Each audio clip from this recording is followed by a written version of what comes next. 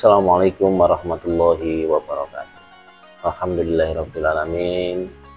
Puji syukur atas anugerah yang telah Allah berikan kepada kita semuanya, khususnya nikmat sehat, nikmat Ramadan, dan nikmat semangat untuk berjuang. Saudaraku yang berbahagia dimanapun berada, saudara satu perjuangan dalam menggapai ridha dan ampunan Allah. Saya cukup bahagia bersyukur bisa jumpa dalam kultum bulan Ramadan. Nah, kisah yang akan membersamai kita adalah tentang salah satu sahabat Nabi Muhammad yang bernama Abu Dzar Al-Ghifari. Abu Dzar Al-Ghifari. Ada banyak sebenarnya kisah-kisah dari Abu Dzar yang bisa kita ambil hikmah dan pelajaran. Setidaknya ada 3. Yang pertama, Abu Dzar ini satu di antara as-sabiqunal awwalun. Itu yang pertama. Yang kedua adalah keahlian kepandaian Abu Dzar dalam berdakwah. Yang ketiga, prinsip dan pegang teguhnya Abu Dzar dalam hal meneladani Rasulullah untuk hidup sederhana. Nah, jadi kisah yang nomor 3 ini, pelajaran nomor 3 ini yang mungkin kita akan pelajari lebih lanjut, kita ambil hikmahnya. Nah, suatu ketika Abu Dzar ditanya Rasulullah tentang Abu Dzar, kalau seandainya ada penguasa yang memperkaya diri untuk mewahan dunia, apa yang akan kamu lakukan? Ya Rasulullah, aku akan mengangkat pedangku dan menghunuskan kepada mereka. Dan Rasulullah menyampaikan dawuh, masukkan pedangmu, sampaikan dengan cara yang baik dan benar dengan ucapan. Saat itulah Abu Dzar merasa bahwa Rasulullah mengetahui akan tantangan yang akan dihadapi ketika Rasulullah tiada. Benar saja, tantangan itu kemudian semakin nampak ketika Rasulullah wafat, Abu Bakar wafat, dan Sayyidina Umar wafat. Setelah kekhilafahan itu, banyak umat muslim, para penguasa yang memulai hidup mewah, memanfaatkan kekuasaan untuk kekayaan pribadi dunia ini. Saat itulah Abu Dzar tergerak untuk menyadarkan mereka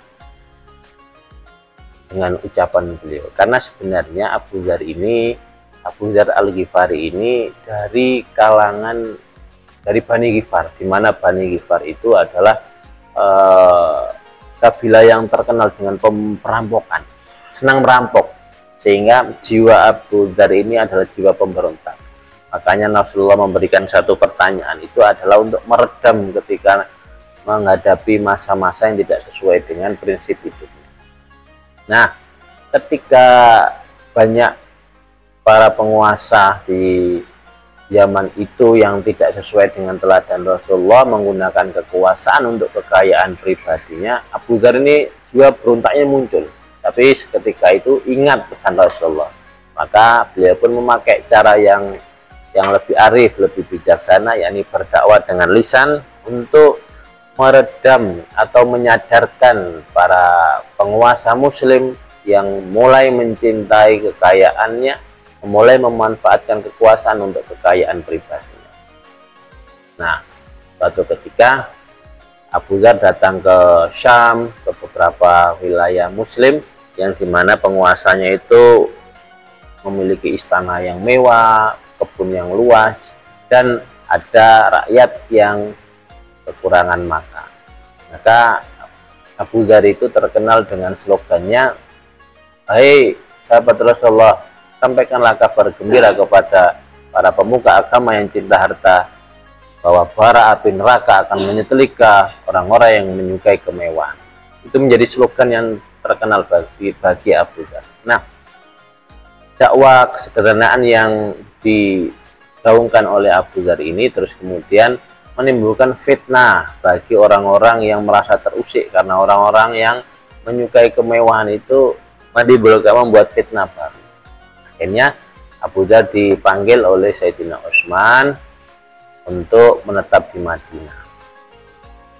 Dan Abu Dzar juga mendapat banyak tawaran untuk menjadi gubernur, untuk menjadi wali di suatu wilayah. Nah, dari sanalah kemudian Abu Dzar berprinsip bahwa hidupku ini adalah hidup yang sederhana. Prinsip hidupku ini hidup sederhana seperti Rasulullah, seperti Sayyidina Umar dan Abu Bakar. Maka ketika ada tawaran-tawaran kemewahan dunia itu beliau menolak. Maka Abu Dzar izin kepada Khalifah Utsman untuk hijrah ke Rabadah. Sayyidina Utsman pun mengizinkannya. Di sanalah dia hidup menyepi, menyendiri, jauh dari kemewahan, demi menghindari kemewahan dunia, demi memegang prinsip untuk hidup sederhana. Karena saat itu beliau juga sudah berdakwah ke setiap pemuka-pemuka muslim yang suka hidup bermewah untuk kembali ke standar teladan Nabi Muhammad, hidup sederhana. Kalaupun seandainya dikasih kemewahan, kekayaan dunia, maka kekayaan dan kemewahan dunia itu hanya sebagai perantara untuk kesejahteraan umat, untuk kesejahteraan bangsa. Makanya beliau berdakwah untuk pemimpin yang baik itu adalah ketika rakyatnya kelaparan, maka pemimpin itu lapar terlebih dahulu, kenyang di akhir. Nah, ini kan sangat berbanding terbalik dengan kondisi ini.